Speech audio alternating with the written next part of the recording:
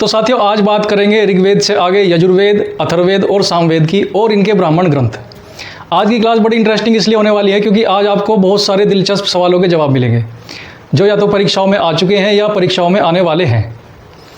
जैसे बहुत कम लोगों को पता होगा कि च्यवनप्राश औषधि जो हमारे भारत में इतनी लोकप्रिय है, च्यवनप्राश औषधि का ऋग्वेद से क्या संबंध है और कौन से ग्रंथ में इसके बढ़ने की दिलचस्प कहानी का वर्णन है।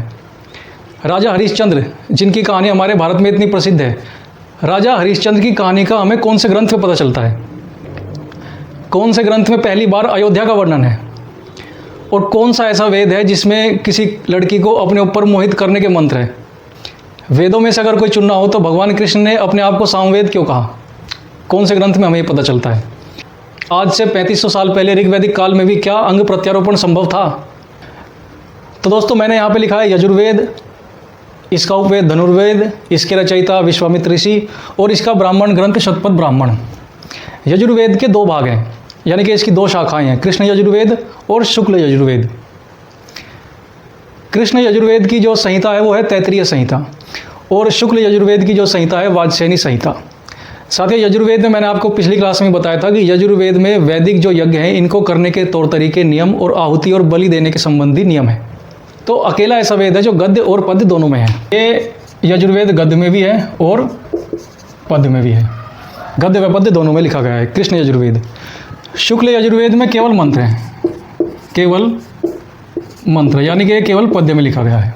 दोस्तों, मैंने आपको पिछली क्लास में बताया था कि किसी भी वेद के बारे में जो क्वेश्चन परीक्षाओं में लगातार आते रहे हैं उनमें सबसे ज़्यादा हम पढ़ेंगे इन वेद और उनके उपवेद, उसके बाद इनके ब्राह्मण ग्रंथ, वेदों से जुड़ी हुई संहिताएं, तैत्तिरीय संहिताएं और वाजसेनी संहिताएं और इनकी शाखा, कौन कौन से वेद की कौन सी शाखाएं हैं। ये चार चीज़ें किसी भी वेद के साथ जुड़ी हुई रहती हैं। इसके अलावा जो इसकी मेन बात है वो है इनकी शाखाएं। शुक्ल यजुर्वेद की 4 शाखाएं हैं, मैत्रायणी शाखा, काठक,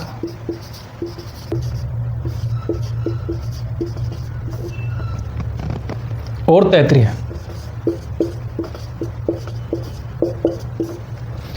तो ये शाखाएं हैं कृष्ण यजुर्वेद की 4 शाखाएं हैं, मैत्रायणी शाखा, काठक शाखा, कपिष्टल और तैत्तिरीय।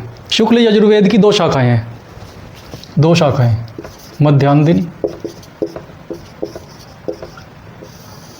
मध्यान्ह और कण्व। वैदिक काल में जब कोई भी यज्ञ होगा तो उसके अंदर जितने भी मंत्र गाए जाएंगे उन मंत्रों को गाए जाने के कुछ नियम हैं। कौन सा मंत्र किस समय गाया जाएगा, किस तरीके से गाया जाएगा, और ये सब तरीके बताए गए हैं, सारे मंत्र और उनके तरीके बताए गए हैं सामवेद में। और क्योंकि गाए जाते हैं तो इससे निकलता है गंधर्व वेद, जिसके रचयिता थे नारद ऋषि, और इसका जो ब्राह्मण ग्रंथ है वो है पंचविश ब्राह्मण। तो साथियों, सामवेद की कई शाखाएं हैं। पहली इसकी जो सबसे पुरानी शाखा है वो है जैमिनी है, जैमिनीय शाखा। ये जैमिनीय एक ऋषि थे, ये वेद व्यास के पुत्र थे जैमिनीय, तो इन्हीं की शाखा है जैमिनीय शाखा। दूसरी इसकी है कोथुम, इसकी दूसरी शाखा का नाम है कोथुम शाखा। ये किन किन इलाकों में प्रचलित है मैं आपको ये भी बताऊंगा। तीसरी इसकी शाखा है राणायनीय शाखा। किन किन इलाकों में ये शाखाएं प्रचलित हैं। राणायनीय महाराष्ट्र में, राणायनीय शाखा का संबंध महाराष्ट्र से, कई बार क्वेश्चन आ चुके हैं दोस्तों पेपर में। कोथुम शाखा का संबंध है गुजरात से, ये गुजरात के अंदर प्रचलित है।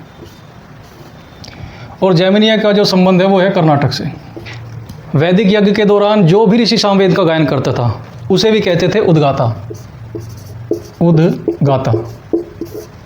देखिए, इसकी विशेषता ये है कि गीता में सबसे जो अच्छा जो वेद माना गया है वो कहा गया है सामवेद को। गीता में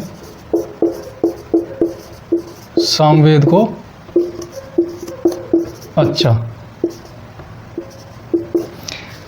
इसीलिए भगवान कृष्ण भी अर्जुन से कहते हैं कि मैं वेदों में सामवेद हूं। कृष्ण वेदों में सामवेद।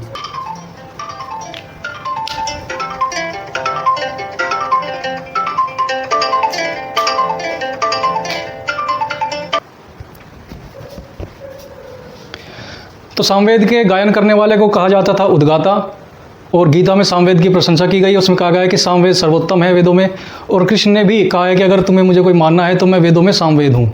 अगला जो हमारा वेद है वो है अथर्ववेद। इसके जो दृष्टा थे वो थे अथर्वा ऋषि। अथर्वा ऋषि। इसका उपवेद शिल्पवेद, जिसके दृष्टा थे विश्वकर्मा, और इसका ब्राह्मण ग्रंथ है गोपद ब्राह्मण। वेदों में अथर्ववेद एक ऐसा वेद है जिसमें कि भौतिक सुखों से संबंधित मंत्र हैं, और इसीलिए बहुत समय तक इसे वेद का हिस्सा माना भी नहीं गया। इससे पहले केवल 3 ही वेद चलते थे, ऋग्वेद, यजुर्वेद और सामवेद, जिन्हें कहा गया है वेद त्रयी। तो काफ़ी दिनों तक ये 3 वेद ही प्रचलित थे। अथर्ववेद को बहुत बाद में इसमें जोड़ा गया, क्योंकि अथर्ववेद सबसे लास्ट में भी लिखा गया और सबसे बड़ा है। रोग निवारण, रोग निवारण, वशीकरण, वशीकरण, प्रेम विवाह, प्रेम विवाह, अच्छी कृषि, अच्छी कृषि और वर्षा इत्यादि के मंत्र थे। इन सभी मंत्रों के द्वारा ये भौतिक सुखों की अपनी कामनाएं करते थे। तो मैंने आपको बताया था कि वो अथर्ववेद ही है जिसमें किसी भी कन्या को अपने ऊपर मोहित करने के लिए भी मंत्र गाए जाते हैं, तो वो है अथर्ववेद। अथर्ववेद का गायन करने वाले को कहते थे ब्रह्मा। इसका गायन करने वाले को ब्रह्मा। देखिए, इस वेद की एक बड़ी खासियत बात यह है कि एक तो पहला वेद है जो क्षत्रिय धर्म की बात करता है, यानी कि छात्र धर्म की बात करता है, इसलिए इसे कहते हैं छात्रवेद। छात्रवेद भी इसे कहते हैं क्योंकि ये क्षत्रिय धर्म की बात करता है। और गायन करने वाले को ब्रह्मा कहते हैं, इसलिए इसे कहते हैं ब्रह्मवेद भी। ब्रह्मवेद, ये इसके कुछ प्रचलित नाम हैं अथर्ववेद के लिए। परीक्षित मृत्युलोक का देवता है। परीक्षित के बारे में लिखा है मृत्युलोक का देवता, यानी कि परीक्षित, अभिमन्यु के बाद परीक्षित राजा बना, और इस बात का जो प्रमाण है वो अथर्ववेद से भी मिलता है। मृत्युलोक का देवता। एक बड़ी इसमें रोगनाशक जड़ी बूटी का जिक्र है, वो है अरुंधति।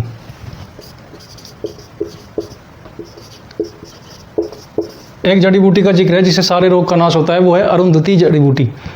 अथर्ववेद में ही पहली बार अयोध्या का जिक्र आता है, अयोध्या। तो इससे अयोध्या की भी जो ऐतिहासिकता है वो सिद्ध होती है। पहली बार अयोध्या का जिक्र आता है अथर्ववेद के अंदर।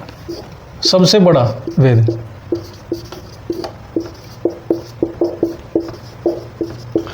अथर्ववेद है ना। अथर्ववेद सबसे बड़ा वेद है क्योंकि, तो दोस्तों अब है ब्राह्मण ग्रंथ। ब्राह्मण ग्रंथों में सबसे पहले आता है ऐतरेय ब्राह्मण, जो मैंने आपको पहली क्लास में बताया था कि ये ऋग्वेद से जुड़ा हुआ है। ऋग्वेद, इसके जो संकलन करता थे वो थे महिदास। महिदास, लेकिन महिदास को ऋग्वेद में महिदास के नाम से नहीं पुकारा जा रहा। महिदास इतरा नाम की एक, इतरा नामक दासी के पुत्र।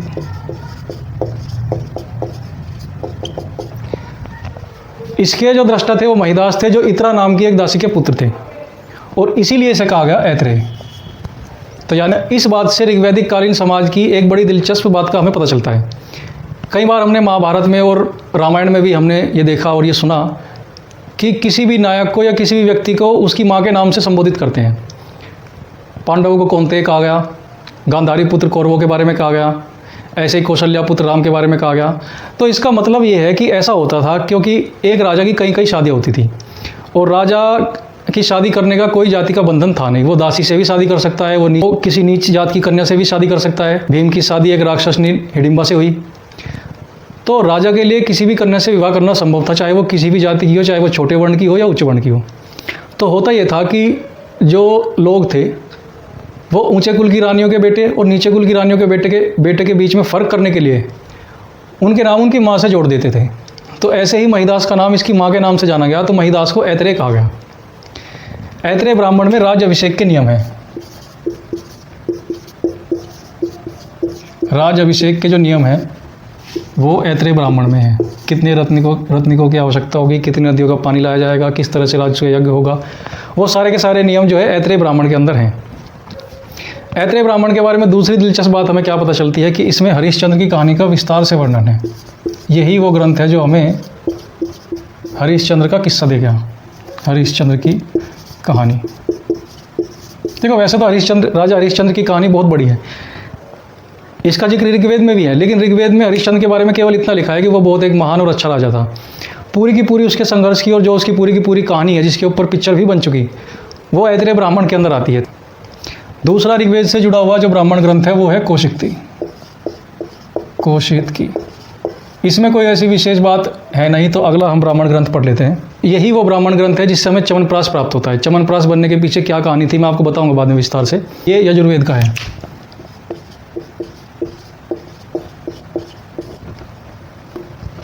शतपथ ब्राह्मण यजुर्वेद का ब्राह्मण ग्रंथ है। इस वेद के जो दृष्टा थे वो थे याज्ञवल्क्य ऋषि।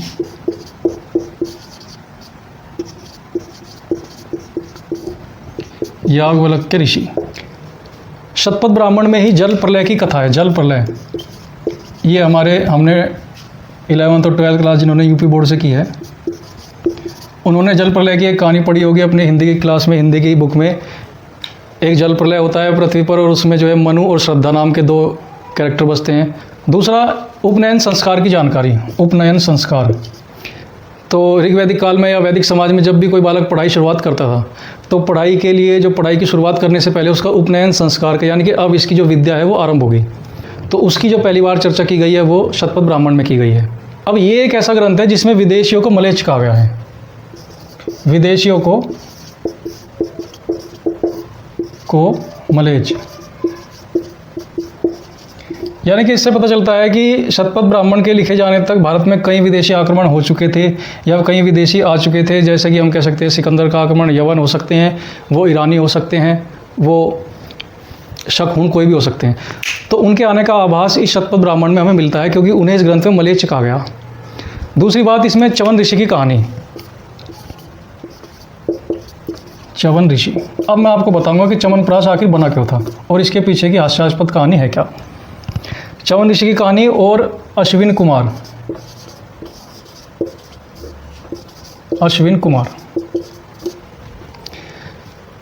देखिए ऋग्वैदिक काल में जो वैद्य थे वो 2 थे। अश्विन कुमार एक वैद्य थे, उनके 2 बेटे थे, नासत्य और अस्त्र। तो ये 2 ऐसे ज़बरदस्त वैद्य थे जिन्होंने एक तो प्लास्टिक सर्जरी के द्वारा, एक तो इन्होंने अंग प्रत्यारोपण किया और दूसरा इन्होंने च्यवनप्राश बनाया।